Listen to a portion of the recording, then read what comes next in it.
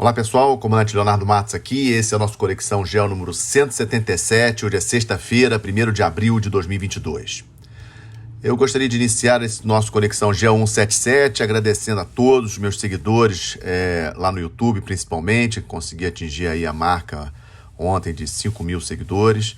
É sempre um fator de motivação, né, para a gente continuar esse trabalho aí que considero relevante e que pretendo ajudar aqueles que desejam acompanhar a situação internacional de uma maneira um pouco resumida com esse, digamos assim, com essa síntese semanal todas as sextas-feiras. Vou começar com o conflito na Ucrânia, semana 6, estamos vendo aí números de inflação na Europa subindo bastante. Essa semana tivemos aí resultados, aí Espanha quase 10% de inflação anual, Alemanha 7,3%, então, ou seja, são os impactos também dessa crise, desse conflito na Ucrânia com a questão da energia.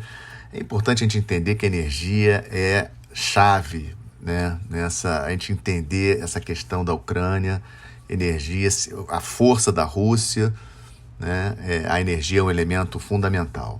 E, obviamente, além das notícias preocupantes em relação à inflação, o número de refugiados ucranianos na Europa aumenta, segue aumentando. Passamos da marca de 4 milhões, é um número, obviamente, muito preocupante, porque vai pressionar os países europeus em relação a empregos, em relação à saúde, em relação a vários aspectos. Isso sem falar, obviamente, no que é mais importante, que é a questão do sofrimento de todas essas pessoas que tiveram que deixar suas casas por conta desse conflito. Essa semana tivemos a reunião na Turquia, acredito que a maioria de vocês acompanhou notícias, né, entre Ucrânia e Rússia, e fruto dessa reunião, não grandes avanços assim, mas alguns sinais de para onde que esse conflito deve ir. Na minha avaliação, a ideia de se retirar o Zelensky do poder, o presidente Zelensky da Ucrânia do poder, ela já acabou, acho que isso não acontece. Também a conquista de Kiev também acho que já está descartada, e a Rússia muito provavelmente vai se fixar. Aliás, como eu falava até antes do conflito começar, que caso ocorresse a invasão da Ucrânia, seria apenas para garantir as duas províncias, né, de Lugansk e Donetsk, ali no leste. E talvez a Rússia queira fazer um movimento agora para conquistar toda a região do Donbas, né, eu já comentei isso com vocês aqui, a região do Donbas na Ucrânia. Essas duas repúblicas, né, que elas separatistas, que se declararam independentes da Ucrânia, que são apoiadas pela Rússia, elas correspondem apenas a 1/3 de todo o território da região do Donbas ucraniano, né? E um ponto importante, que o porto que atende essa região do Donbas é o porto de Mariupol. Por isso que o porto de Mariupol é estratégico para a Rússia e segue o cerco a Mariupol. Temos visto aí diariamente as cenas ali de prédios destruídos, né? A dificuldade das pessoas ali em Mariupol, que realmente preocupa bastante. Então, Mariupol, na minha avaliação, sem sombra de dúvidas, é o alvo principal do momento da Rússia, e ela está deslocando, pelos informes que nós temos dos setores de inteligência e dos demais países, para o leste para tentar garantir ou a região toda do Donbas, ou pelo menos fortalecer a posição dentro das repúblicas e o Mar de Azov. Conquistando Mariupol, todo o Mar de Azov vai ser dominado pela Rússia. Eu não acredito que a Rússia parta para Odessa. Já comentei sobre Odessa aqui. Odessa é o principal porto da Ucrânia, é a terceira cidade da Ucrânia. Acho que seria um erro grande da Rússia tentar ir para Odessa, não será fácil. Uma operação anfíbia em Odessa não seria fácil, ou seja, nós sabemos da existência de navios anfíbios russos ali no Mar Negro, e há realmente essa possibilidade, mas acho que seria muito arriscado. Os russos teriam um número de baixas aí, de mortos e feridos muito grande se tentar uma operação anfíbia contra a cidade de Odessa, mas obviamente nós não temos como garantir que isso não vai acontecer. Eu apenas acho que a Rússia deve se fixar na região do Donbas, conquistar Mariupol para fechar totalmente o Mar de Azov, e eu acho que vai ficar por aí. Odessa eu acho difícil. Também estamos... É importante nós entendermos que essa negociação ela não é simples, porque o presidente Putin não pode, digamos assim, voltar para casa, né, sem nada. né? O presidente Putin precisa voltar para casa com algum sinal para a sua população de que foi vitorioso, né? E como fazer isso? Essa é uma questão difícil. O que exatamente poderia significar uma vitória da Rússia nesse conflito? E, por outro lado, o presidente Zelensky da Ucrânia também não quer abrir mão dos territórios da região toda do Donbas, com certeza, e nem mesmo as repúblicas, nem mesmo reconhecer as duas repúblicas de Lugansk e Donetsk e a anexação da Crimeia. Isso também é difícil para o Zelensky agora, porque ele está percebendo um grande apoio internacional, inclusive midiático. Todos os dias o presidente Zelensky tem aparecido na televisão, e inclusive também falando a vários parlamentos do mundo todo, Europa, Estados Unidos. Ou seja, o Zelensky também não vai ser fácil de ser convencido e abrir mão. Acho que a questão da entrada da Ucrânia na OTAN, isso já está resolvido. Acho que isso aí já está, digamos assim, já está bem acordado, que a Ucrânia aceita inserir na sua Constituição uma cláusula de neutralidade. A questão mais delicada agora é a Ucrânia aceitar a soberania, a independência das províncias do leste, de Lugansk e Donetsk, e a anexação da Crimeia pela Rússia. Vamos seguir acompanhando. O segundo ponto também que trago para vocês hoje também tem muita relação com esse conflito na Ucrânia, é a viagem do ministro de Relações Exteriores da Rússia, o Sergei Lavrov, para a China e Índia, dois países fundamentais no cenário internacional e também em relação a esse conflito. Vocês lembram que tanto China como Índia se abstiveram nas votações tanto no Conselho de Segurança como na Assembleia Geral da ONU, ou seja, num posicionamento aparentemente pró-Rússia. Lembrando que a China tem realmente laços muito estreitos atualmente com a Rússia, mas a Índia também tem, né? Já falei aqui para vocês, o maior fornecedor de armas, tanto para a China como para a Índia, é a Rússia. E a Índia sinalizou essa semana, para irritação aí do Ocidente, Estados Unidos e outros países da OTAN de uma maneira geral, considerando a possibilidade de importar mais petróleo da Rússia e pagar em rublos, né? E falando em pagar em rublos, esse também é um tema que está aí hoje, vai estourar com uma bomba nessa sexta-feira, porque hoje foi o prazo que o Putin, ontem, quinta-feira, disse que a partir de hoje ele só vai aceitar compras a venda do gás russo se for pago em rublos. Um grande problema aí, principalmente para a Alemanha, Itália, os países que dependem muito do gás da Rússia. Mas no caso da visita do Sergei Lavrov à China e à Índia, na China ele participou ontem e antes de ontem, né, quarta e quinta-feira, do encontro de ministros de Relações Exteriores dos países que estão ali em volta do Afeganistão, né, para tentar resolver essa crise terrível aí, humanitária no Afeganistão.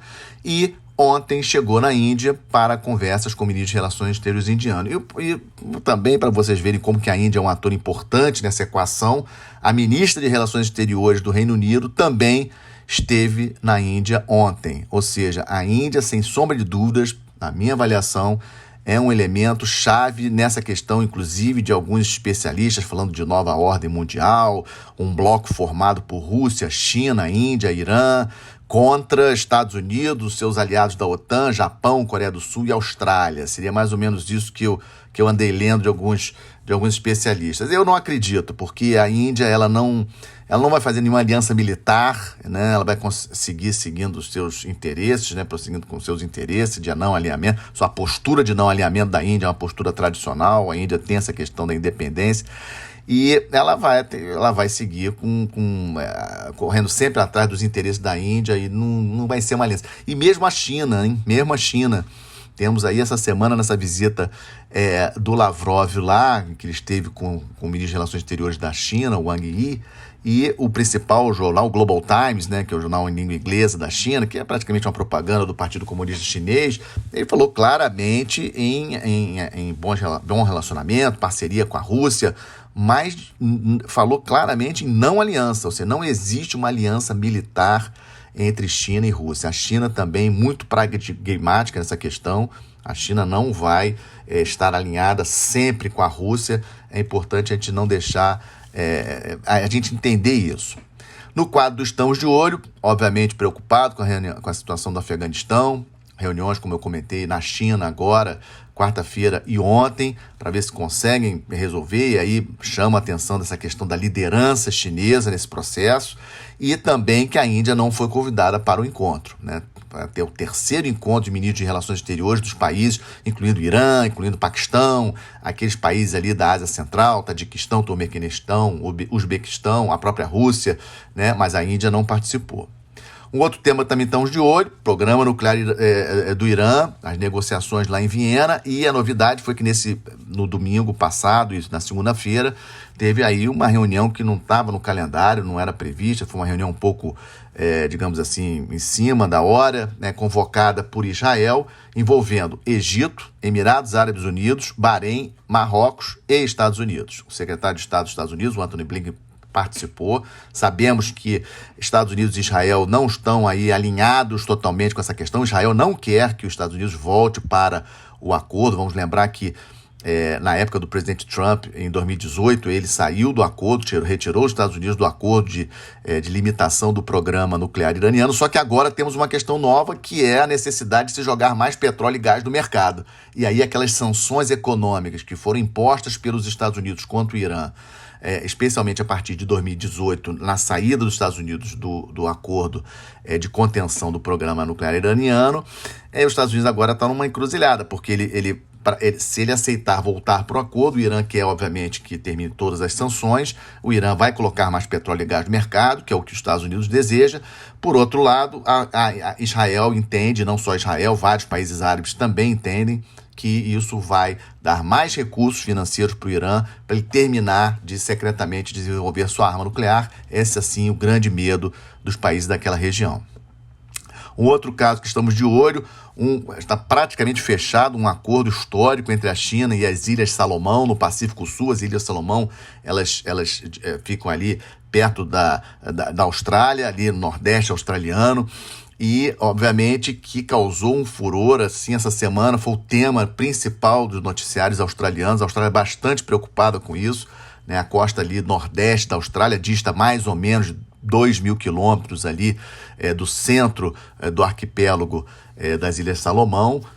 Então, assim, é uma preocupação grande, porque há uma possibilidade, embora o primeiro-ministro das Ilhas Salomão tenha dado uma declaração dizendo que não está previsto a construção de uma base naval chinesa, mas o acordo prevê a possibilidade de navios de guerra chineses atracarem lá, né? Ou seja, usarem as Ilhas Salomão como um ponto de reabastecimento logístico, etc. Ou seja, isso é uma preocupação muito grande, porque sabemos da aliança forte da Austrália com os Estados Unidos contra a China, né? A questão do Quad, essa questão da AUKUS, né? De prover a Austrália com submarino de propulsão nuclear, ou seja, vários movimentos que a Austrália tem feito nesses últimos anos contra a China em favor dos Estados Unidos. Então é algo para a gente ficar de olho. E falando de China, não esquecer da questão do Covid, né? Ou seja, os casos de Covid cresceram muito na China, dentro daquela questão do Covid zero, e Xangai, que é a principal cidade chinesa, mais importante cidade chinesa, com lockdown em várias partes. Ou seja, é importante também nós acompanharmos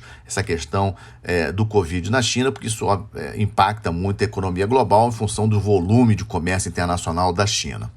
Também estamos de olho já na reta final das eleições gerais na França, eleições para presidente, primeiro turno, 10 de abril, o presidente Macron segue na frente nas pesquisas, a Marine Le Pen em segundo lugar, ou seja, há hoje uma indicação quase certa de segundo turno, mas vamos acompanhar a França, um país importantíssimo no sistema internacional, não há dúvida que temos que acompanhar o que está acontecendo por lá. E, como sempre, fecho com as boas notícias. Primeiro, com a questão do desemprego, caindo mais uma vez no mês de fevereiro para 11,2%. É sim uma boa notícia, ou seja, estamos conseguindo empregar mais gente. Infelizmente, a renda dos trabalhadores, de uma maneira geral, caiu, né? Isso aí é preocupante, ou seja, aquela questão da desigualdade socioeconômica, não apenas no Brasil, eu mostrei também a inflação nos países europeus, ou seja, a questão da sociedade, a questão da desigualdade socioeconômica é uma questão seríssima e que precisamos ter muita atenção a isso. E também uma outra ótima notícia, a criação pela UERJ de um programa de extensão, a criação de uma Universidade do Mar, lá em Paquetá, aqui no fundo da Baía de Guanabara, ou seja, ligada à Faculdade de Oceanografia. A oceanografia na UERJ é muito forte, ou seja, vejo com muito bons olhos o aumento dos cursos e do interesse de várias universidades no Brasil pelo mar, pela Amazônia Azul, pelos interesses do Brasil nesse espaço enorme que nós temos aí de riquezas, não apenas em termos de peixes, mas também petróleo, gás, minerais, terras raras, e também o espaço por onde passam aí mais de 90% do comércio internacional do Brasil, ou seja, a Amazônia Azul, um espaço importantíssimo, e temos universidades estudando essa região. Uma notícia excelente, e é com ela que fecha o nosso Conexão Geo número 177, agradecendo aí o apoio de vocês, as mensagens aí que vocês têm me mandado nas redes sociais. Ótimo final de semana, boa semana, até a próxima sexta-feira. Obrigado.